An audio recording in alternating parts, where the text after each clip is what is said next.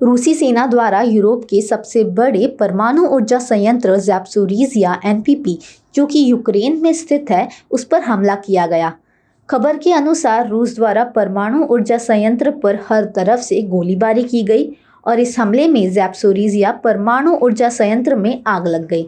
इस परमाणु ऊर्जा संयंत्र पर लगी आग का वीडियो भी सोशल मीडिया पर वायरल हो रहा है। वहीं यूक्रेन के राष्ट्रपति व्लादिमीर ज़ेलेंस्की ने रूस पर परमाणु आतंक का सहारा लेने का आरोप लगाया है। एक वीडियो संदेश में राष्ट्रपति व्लादिमीर ज़ेलेंस्की ने कहा, रूस के अलावा किसी भी देश ने कभी परमाणु ऊर्जा इकाइयों पर गोलीबारी नहीं की है।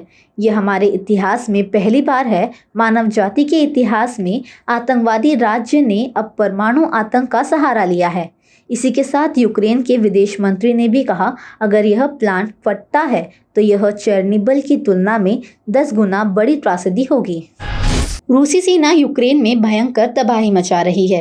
व्लादिमीर ज़ेलेंस्की ने रूस पर शुक्रवार को परमाणु आतंक का सहारा लेने और चेर्नोबिल परमाणु दुर्घटना को दोहराने की इच्छा का आरोप लगाया है। यूक्रेन के परमाणु संयंत्र पर हमले के बाद उन्होंने यूरोपियन देशों से मदद की अपील की। वे यूरोप की परमाणु आपदा से मरने के लिए न छोड़े, ऐसा भी कहा।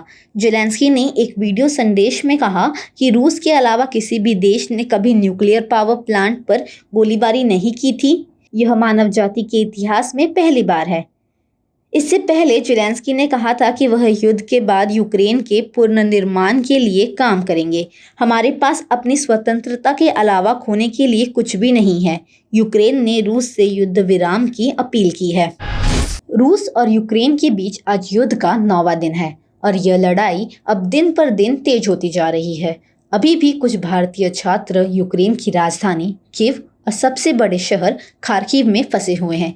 रूस सेना पिछले 24 घंटे में खार्किव, चेर्निहिव, बोरोनदायका, मरियोपोल में भारी बमबारी की गई है। इन हमलों में सिर्फ 24 घंटों के अंदर करीब 22 लोगों की मौत हो चुकी है। इस बीच भारत सरकार ने बताया कि कीव में एक भारतीय छात्र को गोली लग गई है, जिसके बाद उसे वापस कीव भेज दिया गया। यूक्रेन के पड़ोसी देश पोलैंड में मौजूदा केंद्रीय नागरिक उड़ान राज्य मंत्री जनरल वीके सिंह ने कहा कि आज खबर मिली है कि कीव से आ रहे एक छात्र को गोली लग गई और उसे बीच रास्ते से ही वापस कीव ले जाया गया। हम कम से कम नुकसान से ज़्यादा बच्चों को निकालने की कोशिश कर रहे हैं। अंडरवर्ल्ड डॉन दाऊद इब्राहिम के परिवार से जमीन खरीदने से जुड़े मनी लॉन्ड्रिंग मामले में गिरफ्तार महाराष्ट्र सरकार के मंत्री नवाब मलिक की ईडी कस्टडी 7 मार्च तक बढ़ा दी गई है। कुछ देर पहले मेडिकल करवाने के बाद उन्होंने अदालत में फिर से पेश किया गया। अदालत में मलिक की आगे की कस्टडी को लेकर तकरीबन 2 घंटे तक बहस हुई है।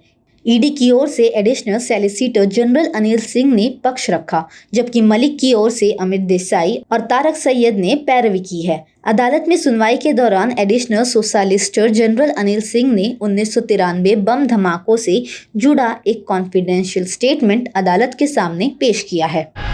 स्वदेश निर्माता ट्रेन टक्कर सुरक्षा प्रणाली कवच का परीक्षण 4 मार्च को सिकंदराबाद में किया जाएगा, जिसमें 2 ट्रेन पूरी गति के साथ विपरीत दिशा से एक दूसरे की तरफ बढ़ेगी। रेलवे के अधिकारियों ने यह जानकारी देते हुए बताया कि एक ट्रेन में रेल मंत्री सवार होंगे तो दूसरी ट्रेन में रेलवे बोर्ड के चेयरमैन मौजूद रहेंगे, लेकिन कवच के कारण ये दोनों ट्रेन टकराएगी नहीं। कवच को रेलवे द्वारा दुनिया की सबसे सस्ती स्वचालित ट्रेन टक्कर सुरक्षा प्रणाली के रूप में प्रचारित किया जा रहा है। शून्य दुर्घटना के लक्ष्य को प्राप्त करने के लिए रेलवे की मदद के लिए स्वदेश रूप में विकसित स्वचालित ट्रेन सुरक्षा प्रणाली का निर्माण किया गया है। कवच को इस तरीके से बनाया गया है कि यह उस स्थिति में एक ट्रेन को स्वचालित रूप से रोक देगा जब उसे निर्धारित दूरी के भीतर उसी लाइन पर दूसरी ट्रेन के होने की जानकारी मिलेगी।